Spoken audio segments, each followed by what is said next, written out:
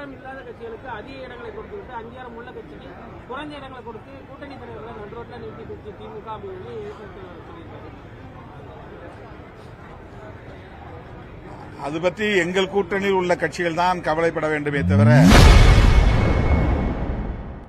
தேமுதிகவிற்கு அதிக சீட்டுகளை திமுக கொடுத்திருப்பது குறித்து எதிர்க்கட்சிகள் விமர்சனம் செய்து வருவதாக செய்தியாளர் கூறியதற்கு விசிக தலைவர் திருமாவளவன் பதிலளித்துள்ளார். அறிவிப்பார். அங்கீகாரம் இல்லாத கட்சிகளுக்கு அதிக இடங்களை கொடுத்துவிட்டு அங்கீகாரம் உள்ள கட்சிக்கு குறைஞ்ச இடங்களை கொடுத்து கூட்டணி தலைவர்களை நடுரோட்டில் நிறுத்தி கொடுத்து திமுக அப்படின்னு சொல்லியிருக்காரு.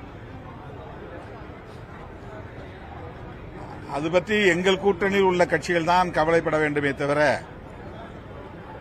நாங்கள் தோற்க வேண்டும் என்று கருதுகிறவர்கள் அல்லது வெற்றி வாய்ப்பை இழக்க வேண்டும் என்று நினைக்கிறவர்கள் கவலைப்படுவதில் அர்த்தமில்லை.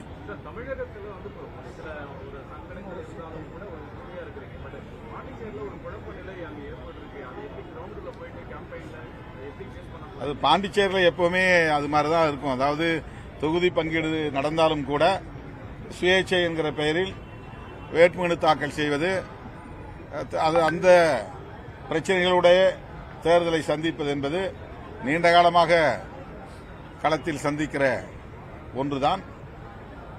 இப்போதும் அந்த நிலை இருக்கிற சூழல் நிலவுகிறது.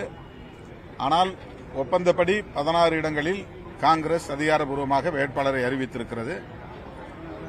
அதேபோல ஒப்பந்தப்படி திமுக 13 இடங்களில் போட்டியிடுகிறது.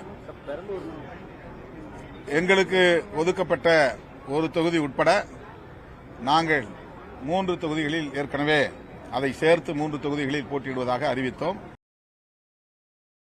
செய்திகளை உள்ளது உள்ளபடி தெரிந்து கொள்ள ரெஃப்ளெக்ட் நியூஸை சப்ஸ்கிரைப் பண்ணுங்க.